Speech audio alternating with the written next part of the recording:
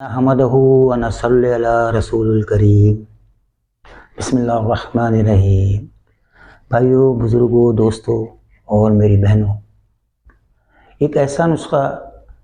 جس کا تعلق ہمارے پورے جسم کی توانائی سے ہے، اور وہ کیا ہے؟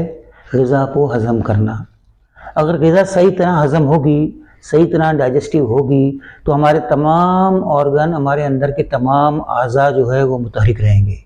اور اس انرجی سے زیادہ ہمیں زیادہ سے زیادہ توانائی حاصل ہوگی، اور اس انرجی سے ہم زیادہ سے زیادہ ایکٹیو رہیں گے، متحرک رہیں گے۔ غذا انسانی زندگی کی سب سے اہم جز ہے۔ اگر وہ صحیح طرح سے ہمارے بدن کے اندر، ہمارے ڈائجسٹو سسٹم کے اندر اگر وہ حل ہو جاتی ہے تو ویل اینڈ گڈ، ہم 1000 بیماریوں سے بچ سکتے ہیں، 1000 ٹینشنوں سے ہم بچ سکتے ہیں، 1000 جو ہے مختلف ادویات سے ہم جو ہے بچ سکتے ہیں۔ ایسا جو ہمارا نظام ہضم کا سسٹم ہے، اگر یہ ایک سسٹم صحیح ہو گیا تو ہمارے جسم کے پیر کے ناخن سے سر کے بال تک سارے سسٹم، سارے نظام آٹومیٹکلی جو ہے وہ انرجائزڈ ہو جاتے ہیں۔ اور اس کے ساتھ ساتھ بھوک کا لگنا، کتنی بھی اچھی غذا ہو، کتنا بھی اچھا مترنجن پلاؤ ہو، کتنی بھی اچھا جو ہے غذائیں ہو، اگر ہمیں بھوک نہیں لگ رہی تو ہم وہ نہیں کھانے سے محروم رہ جاتے ہیں۔ تو بھوک کا لگنا بھی انسان کی حس کے اندر سے ایک حس ہے، جو اس بات کو اس پہ آمادہ کرے کہ وہ کھانا کھائے، چاہے وہ چٹنی روٹی ہو، چاہے وہ اچار گوشت ہو، چاہے وہ پلاؤ ہو، چاہے وہ بریانی ہو، چاہے وہ دال ہو یا آلو گوشت ہو، کوئی بھی چیز ہو، لیکن بھوک کا لگنا بے انتہا ضروری ہے۔ اگر بھوک لگ رہی ہو اور کھانے کی اشتہا ہو تو پھر وہ مرچی چٹنی روٹی بھی کھائے گا تو اس کو لگے گی، اور اگر اس کو بھوک کی اشتہا نہ ہو، اگر اس کو بھوک نہیں لگ رہی ہو تو پھر اس کے سامنے جو ہے کتنے سے اعلیٰ سے اعلیٰ قسم کا بھی جو ہے دسترخوان سجا دیا جائے، وہ اس کے لیے بے معنی ہو جاتا ہے۔ اسی طرح معدے کو مضبوط رکھنا، تمام غذاؤں کو ہضم کرنے کے ساتھ ساتھ بھوک کا لگنا، اور پھر اس کے ساتھ معدے کو مضبوط کرنا اور اس کو طاقت دینا اور اس کو قوی کرنا، یہ تمام چیزوں کے لیے، ان تمام چیزوں کے لیے معدے کا مقوی ہونا، طاقتور ہونا بے انتہا ضروری ہے۔ غذا کو ہضم کرنے کے لیے، بھوک کو لگانے کے لیے، یہ سب چیزوں کے بعد جب ہم غذاؤں کو استعمال کریں گے اور غذاؤں کو ہضم کریں گے، تو اگر ہمارا معدہ پراپر کام نہیں کر رہا ہوگا تو پھر یہ تمام چیزیں ہمارے لیے بے معنی ہو جائیں گی۔ غذا کھانے کے بعد بھی، ہضم ہونے کے بعد بھی، بھوک لگنے کے بعد بھی، غذا کھانے کے بعد بھی اگر معدہ طاقتور نہیں ہوگا تو ہمارے تمام چیزیں جو بھی ہم نے کھایا، اگر سونے کا بھی نوالا ہم نے کھایا ہے تو ہمارے لیے جو ہے وہ بے معنی ہو جائے گا۔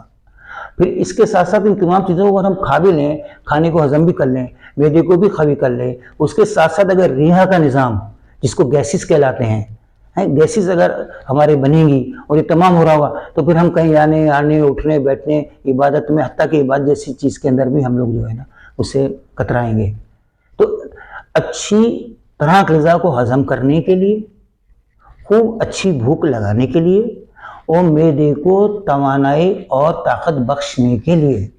اور ان تمام چیزوں کے ساتھ ریح کو توڑنے کے لیے، گیسز کو جو ہے وہ ختم کرنے کے لیے ایک انتہائی مستعمل اور مجرب نسخہ، یہ بھی شاہی خاندان کے شہزادوں اور بیگمات میں استعمال ہوتا تھا، کیونکہ وہ لوگ بڑے بڑے چمچے بھر کے دوائیں نہیں کھا سکتے تھے، اور بڑے بڑے معجون کھانے میں ان کو وہ نہیں ہوتا تھا، بڑے نخریلے قسم کے ہوتے تھے شہزادے قسم کے لوگ، تو 2 قطرے 3 قطرے جو ہے ان کو دے دیے پانی میں ملا کے، ان کا نظام ہضم بھی درست ہو گیا، ان کو بھوک بھی لگنے لگی، اور ان کو گیسز پرابلم بھی نہیں ہوئی، اور ان کے معدے کو بھی طاقت مل گئی۔ تو ایسے ہی اس کرنے کے لیے ایک ایسے ارخیات کے اوپر ایک ایسا نسخہ مرتب کیا جو الحمدللہ بے انتہا سہل، آسان، جس کا کھانا بھی آسان، جس کا ہضم کرنا بھی آسان، اور اس کے بعد اس کی توانائی کا حاصل کرنا بھی آسان۔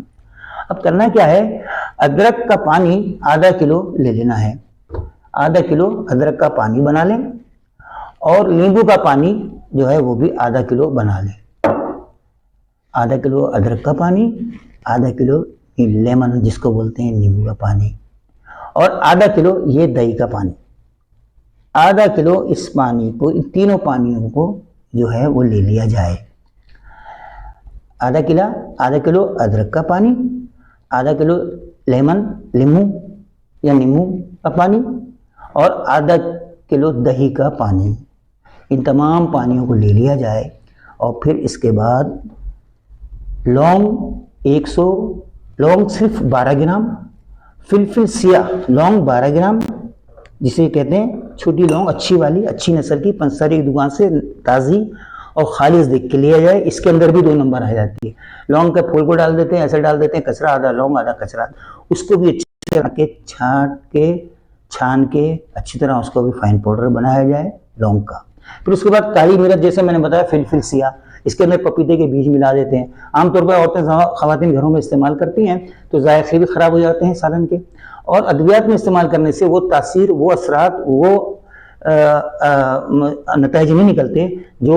دوائی اثرات جو ہونے تھے وہ نہیں ہوتے ہیں۔ تو اس لیے کالی مرچ بھی اصلی ہو، اور وہ بھی 270 گرام کی مقدار میں کالی مرچ بھی لے لی جائے۔